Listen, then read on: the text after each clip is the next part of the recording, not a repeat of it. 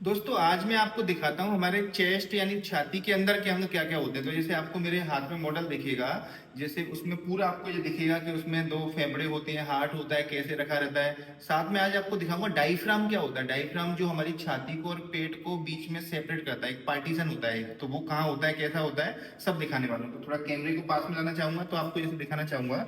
ये आपको पूरा थोरेक्स दिख रहा है, हमारे थोरेक्स के अंदर का एरिया दिख रहा है, छाती के अंदर के एरिया दिख रहा है। इसके ऊपर से हमने रिप्स वगैरह और जो चेस्ट वगैरह के रिप्स वगैरह पसलियां वगैरह हटा दी, तो अंदर के अंग दिखने लगे हैं आपको। तो इसमें आपको दो लंग्स दिख रहे हैं, फेफड़े दिख रहे हैं।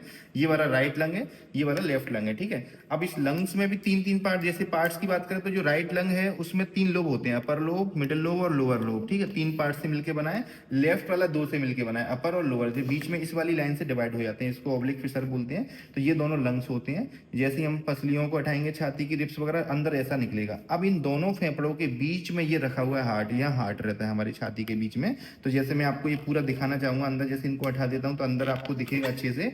जैसे ही मैंने ये दोनों फेफड़े हटाए खोल के अंदर से, तो आपको इनके बीच में हार्ट दिखने लगा। तो ये आपको हार्ट दिख रहा है। अब हार्ट की भी बात करें, ये दो एट्रियम है, ये राइट एट्रियम, ये लेफ्ट एट्रियम, दो चार चैम्बर होते हैं ना हार्ट के अंदर। ये वेंट्रिकल है, ये राइट वेंट्रिकल है, ये लेफ्ट वेंट्रिकल है ना। अब हार्ट का काम क्या है, खून आएगा, ये पंप करता है, इसके अंदर खून आते जाता है, ये आगे भेजते जाता है। तो ये सबसे पहले हार्ट में खून आता है, वो ये superior vena cava, inferior vena cava से आएगा। इसके बाद में राइट एट्रियम आएगा, राइट एट्रियम से राइट वेंट्रिकल, फिर ये पल्मोनरी ट्रंक और आर्टरी के थ्रू लंग्स के अंदर चले जाएगा खून की नसों से।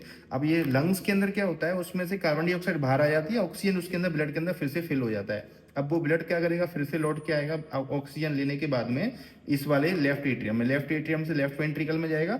और फिर जो है लेफ्ट वेंट्रिकल से ये मोटा आयोटा खून की नस, इसको आयोटा बोलते हैं, इससे पूरी बॉडी में सर्कुलेट हो जाएगा। जैसे ये पूरी बॉडी में फैलती है, जैसे यहाँ से ये दो नस दे दी सिर के लिए, हेड एंड नेक के लिए, फिर एक नस दे दी इसने हाथ को, हाथों के लिए, एक इधर के हाथ के लिए, एक इधर के हाथ के लिए, फिर पीछे जाएगा पेट में देगा, पैरों के लिए चले जाएगा। तो ये आर्टरी सब जगह खून सप्लाई करती है। बाकी लौट के फिर आएगा सुपीरियर वेना कावा, और ये इनफीरियर वेना कावा, ऊपर की बॉडी का इधर से, नीचे का इधर से। तो ये लंग्स दिख रहे हैं। अब मैं आपको दिखाता हूँ डायफ्राम। जैसे अभी मैं बोला था ना कि ये छाती छाती के और हमारे पेट के बीच में क्या पार्टीशन रहता है, तो देखो इसमें दोनों के बीच में एक पार्टीशन रहता है, उसको बोलते हैं डायफ्राम। तो जैसे आप देखेंगे नीचे साइड से देखेंगे तो आपको ये दिख रहा है डोम शेप का, एक गुम्बद के शेप का, ये डायफ्राम है। ये क्या करता है, इसके नीचे पूरा पेट होता है, इसके ऊपर फेफड़े होते हैं, लंग्स होते हैं, मतलब या फिर हमारा थोरैक्स होता है। तो एब्डोमेन यहाँ से नीचे आता है। तो ये दोनों को आपस में सेपरेट रखता है, मतलब है ना।